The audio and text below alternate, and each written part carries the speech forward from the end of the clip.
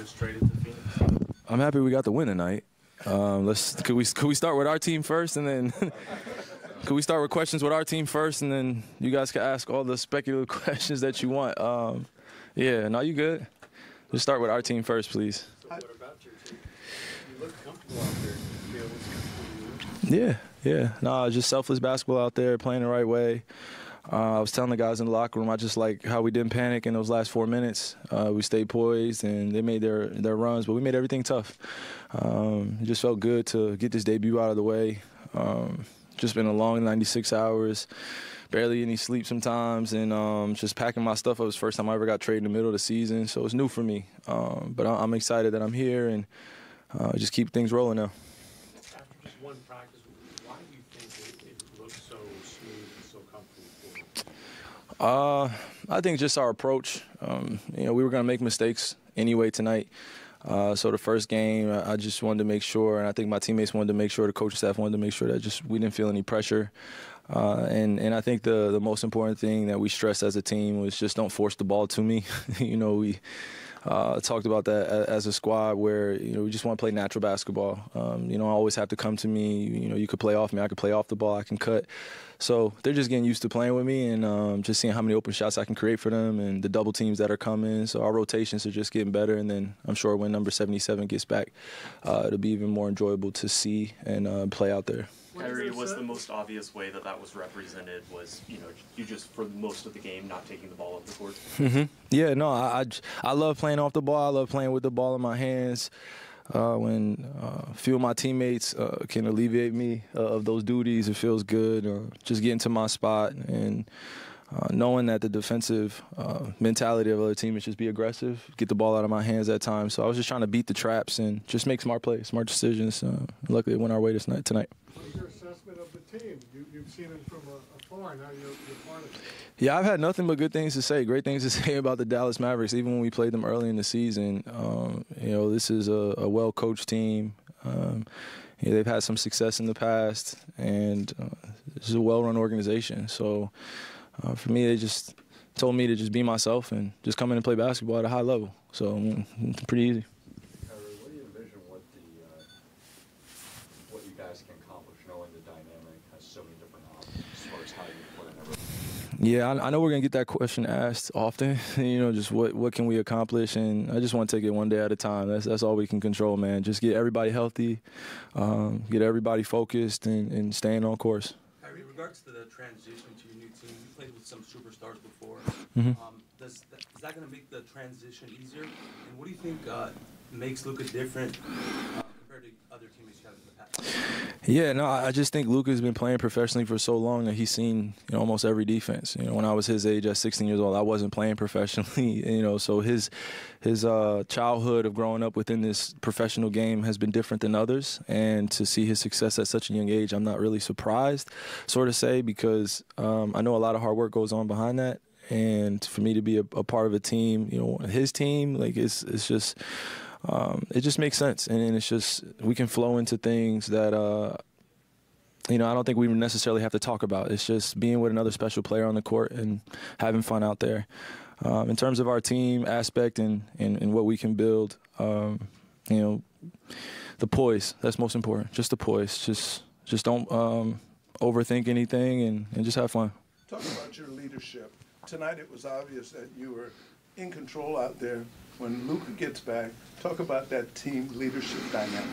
Yeah, no, I think it's just going to be spread out. But obviously, when Luka's in that first quarter, he leads the league in first quarter scoring. So we know he's going to be ultra aggressive. And throughout the game, I just try to, I don't want to say pace myself, but just try to read the game at a very high level and let the defense make mistakes first, and then try to impose my will when needed. When we got a few possessions that were bad or a few turnovers, got a few post-ups, slowed the game down, and just waited for different options to open up. So we stay patient. What does it say about the win tonight? Down to one Mm-hmm.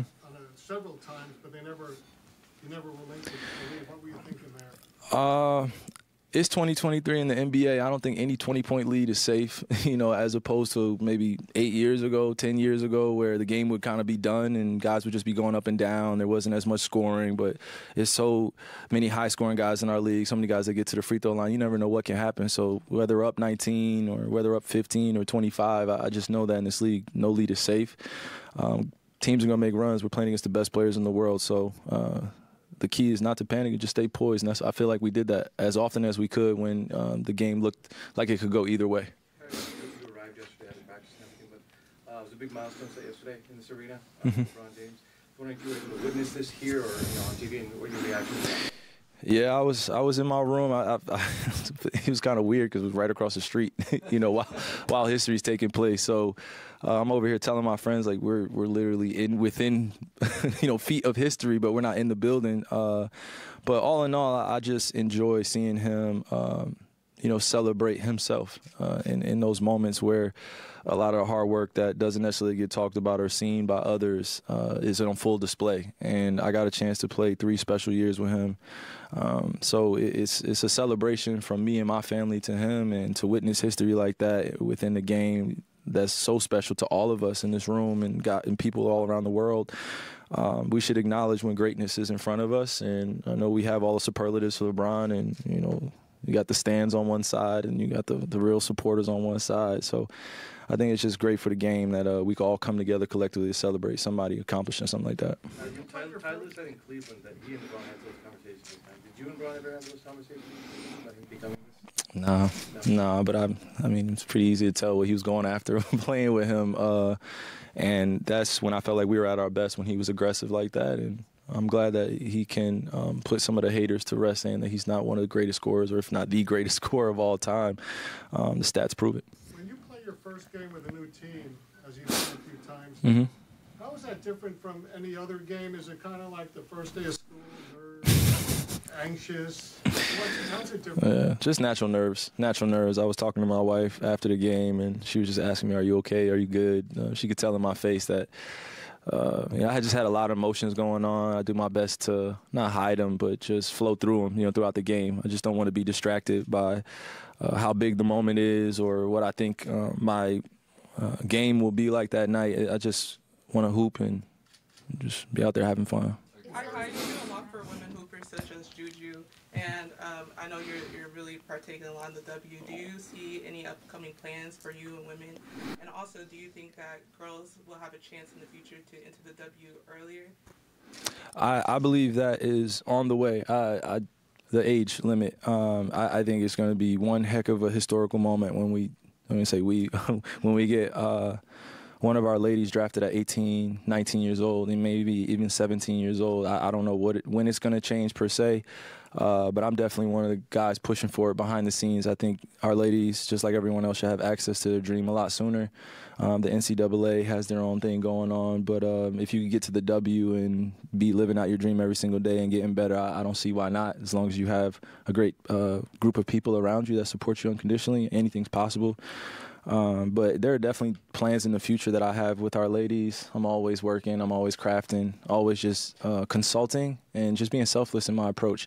This is passed on from me, from my sister. Now I have my daughter. I have plenty of queens around me that I have to take care of. So it's my responsibility and my duty to stand up for them and be there regardless of what they need and speak up. So they do the same for me, so it's equal.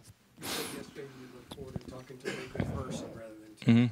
Have you had a chance to spend much time with him since he's gotten to LA? It's been 4 hours, man. He just popped into the locker room. Again, there's no pressure for us to sit down and chop it up all the time. I've been in this business for 12 years now, 11 years now.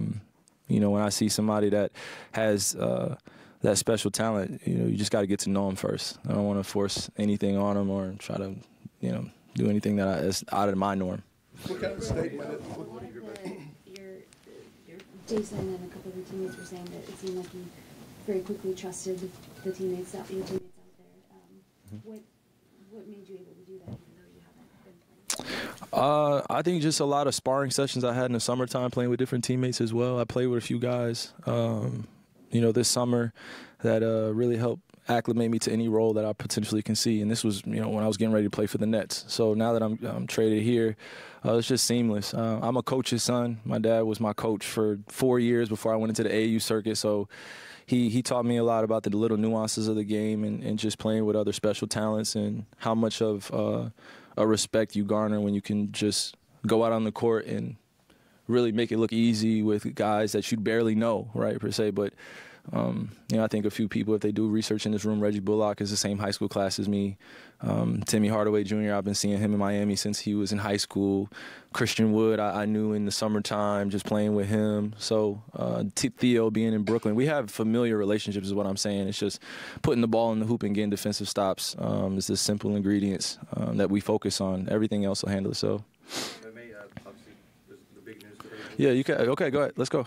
Let's get to it. He's going to the Suns, reportedly. You referred to one of your best friends. You guys had some successful years in Brooklyn. I guess you guys are in the same conference now. Yep. Just your thoughts on the overall trade? Well, it's not the first time we'll be in competition as brothers. I'm just praying for his happiness and praying for his well-being. We had a lot of conversations throughout the year of, what our futures were going to look like. There was still a level of uncertainty, but we just cared about seeing each other be places that we can thrive, and whether that be together or whether that be apart. There's never been one moment where I felt like he's been angry at me for decisions I've made or I've been angry at him. We've just tried to understand each other a lot better and grow as human beings, grow as brothers. His business changes so quickly. He's getting a little bit older. I'm getting a little bit older. I just love the competition now that we can be in the same conference, and I welcome all that. Get to see him a little bit more, probably playing against Phoenix a lot more, and that's what I'm looking forward to. Everything else in between, I just am glad that he got out of there. Do you feel like you were the first sort of domino to fall as far as him getting moved, you asking out, you getting traded, and the natural next thing?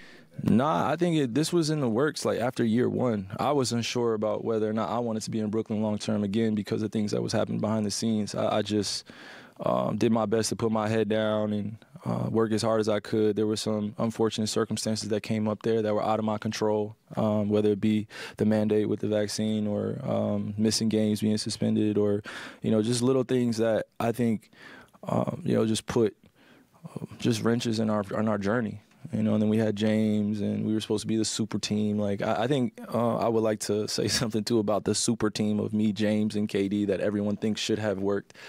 We played very limited time together, and there were a lot of injuries and things that took place, and I would have liked to see that work for the long term. But there are no mistakes, no coincidences, and we've got to move forward. But I'm happy that I could look back on that journey and reflect and say I learned a lot of things from those guys and my teammates in Brooklyn and just my journey throughout this. Offense being simplified tonight, since you're new to the team, what actions do you think work best, and what helps you kind of succeed against the Clippers defense? J-Kid just putting me in positions, and then my teammates just talking to me. Just real simple stuff.